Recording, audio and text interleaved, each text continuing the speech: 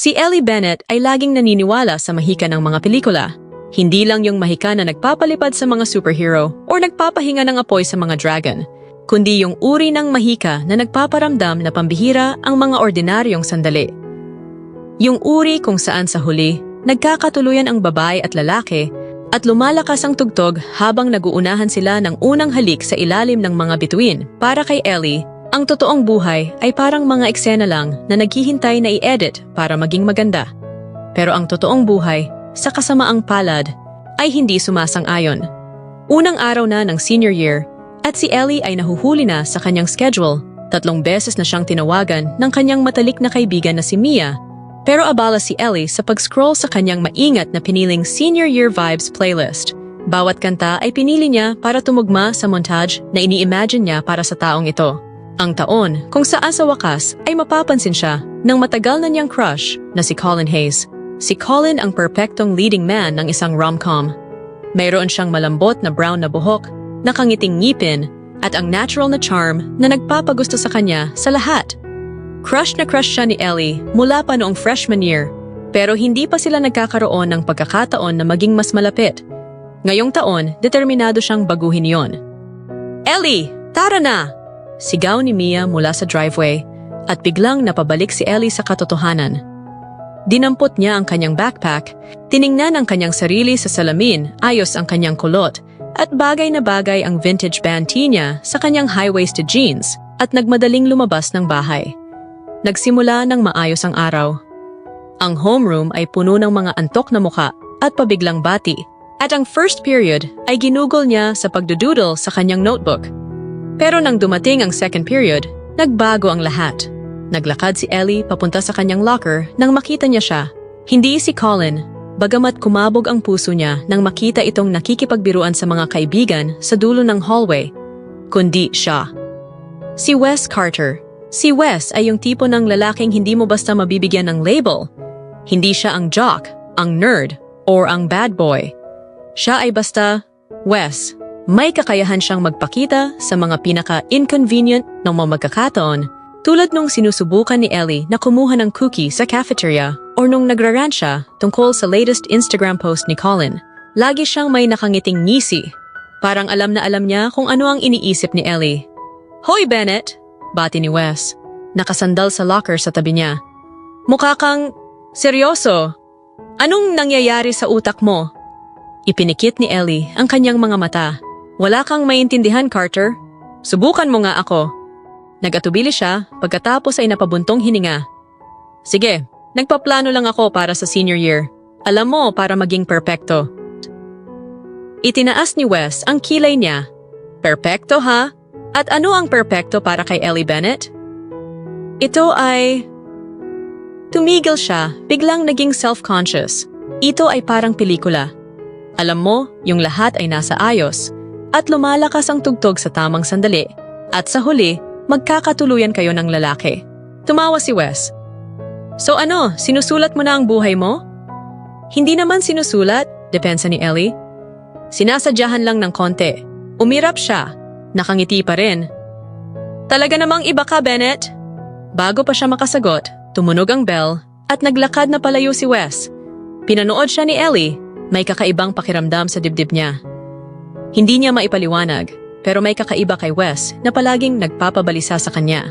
Lumipas ang mga linggo at tuloy-tuloy na ang plano ni Ellie para maakit si Colin. Sumali siya sa yearbook committee, siya ang editor. Nagsimulang magpuyat sa kanyang paboritong coffee shop at nag-sign up pa sa talent show ng paaralan dahil narinig niyang magpe-perform siya. Pero kahit ilang beses na siyang naka-aksidente na makasalubong siya o tumawa sa mga biro niya, parang hindi pa rin siya napapansin ni Colin sa paraang gusto niya. Samantala, si Wes ay parang laging nandyan. Parang may sixth sense siya para malaman kung kailan pinakaabala si Ellie. Laging may dalang sarcastic na komento o alok na makikipaghati sa fries niya. Noong una, naiinis siya. Pero habang tumatagal, napapansin niya na inaabangan na niya ang kanilang mga biruan. Madali siyang kausapin ni Wes, hindi tulad ni Colin. At may paraan siya na mapapatawa ka kahit ayaw mo. Isang hapon, nakaupo si Ellie sa library, nakatingin sa laptop niya. Dapat ay nagtatrabaho siya sa history paper, Pero ang isip niya ay laging napupunta kay Colin. Napakabait niya sa kanya ngayong araw at hindi niya maiwasang isipin kung may ibig sabihin ba ito. Ginagawa mo na naman, sabi ni Wes, na biglang umupo sa tapat niya. Anong ginagawa ko? Gulat na tanong ni Ellie. Nag-o-overthink. Kita ko sa mukha mo. Napabuntong hininga siya. Hindi ako nag-o-overthink. Nagpaplano lang. Nagpaplano, ulit ni Wes, nakasandal sa upuan. Tungkol kay Hayes, namula ang pisngi ni Ellie. Siguro. Tiningnan siya ni Wes ng ilang saglit, pagkatapos ay umiling. Alam mo, Bennett, nasasayang mo lang ang oras mo. Ano?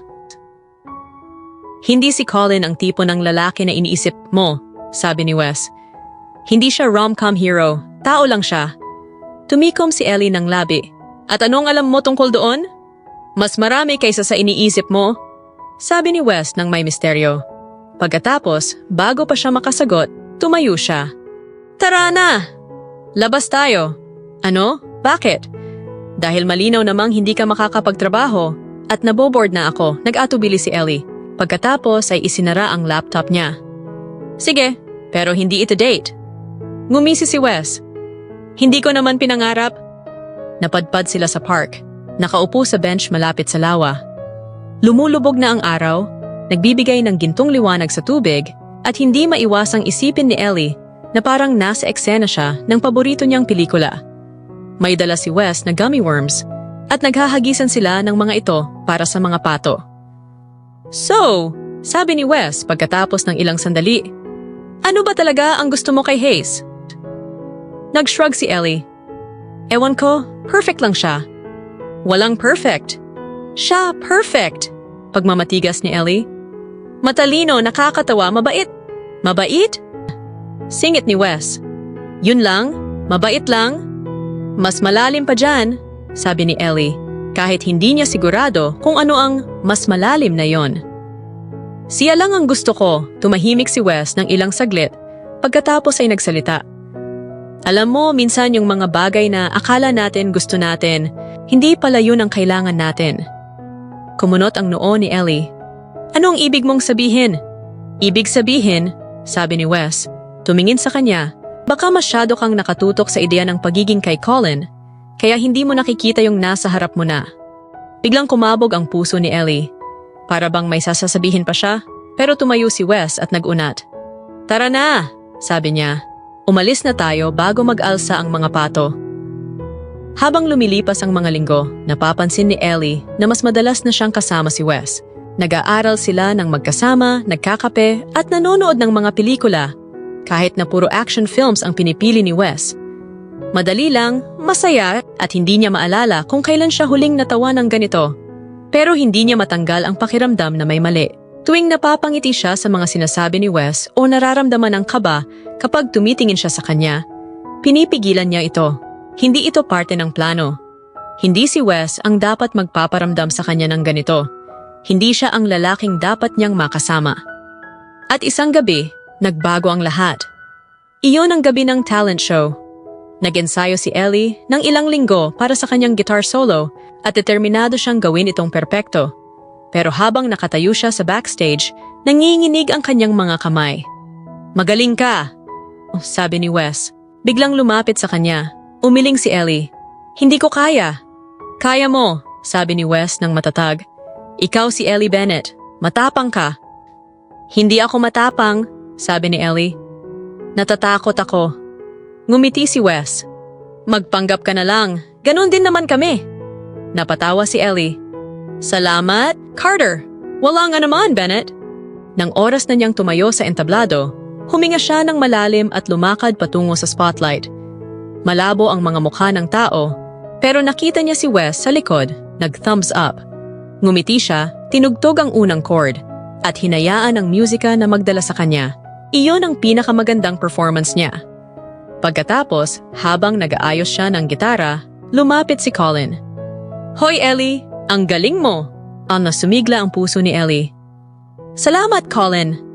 Gusto ko lang malaman, sabi niya. Kung gusto mo bang magkape minsan, tayo lang. Napapikit si Ellie. Ito na ang sandaling hinihintay niya. Pero habang nakatingin siya kay Colin, napagtanto niya ang isang bagay. Wala siyang nararamdaman. Wala na ang mga paru-paro sa tiyan niya. Nagsimula siya pagkatapos ay tumigil. Pasensya na, Colin. Hindi pwede. Nagulat siya. Sige. Okay lang. Habang papalayo siya, nakaramdam si Ellie ng kakaibang ginhawa. Hindi niya alam kung ano ang ibig sabihin nito, pero alam niya ang isang bagay. Hindi niya gusto si Colin. Hindi na. Nakita niya si Wes sa labas, nakasandal sa kotse niya. Hoy! Sabi niya, lumapit. Salamat sa pagsuporta. Ngumiti si Wes. Walang anuman, ang galing mo. Ngumiti si Ellie, pagkatapos ay huminga ng malalim. Wes, kailangan kong sabihin sa iyo ang isang bagay. Itinaas niya ang kilay. Ano yon? Sa tingin ko, gusto kita, bulong niya. Lumambot ang ngiti ni Wes. Tagal mo naman, Bennett. At bago pa siya makapag-isip, hinalikan niya siya. Hindi tulad ng mga halik sa pelikula. Walang malakas na tugtog o dramatic na ilaw. Pero perpekto ito. Dahil totoo ito. Habang pauwi sila, hindi mapigilan ni Ellie ang pagngiti. Siguro hindi tulad ng pelikula ang totoong buhay. Siguro magulo, hindi mahulaan, at puno ng sorpresa. Pero habang nakatingin siya kay Wes, napagtanto niya ang isang bagay. Mas maganda ang totoong buhay. Dahil ang totoong buhay ay kanila.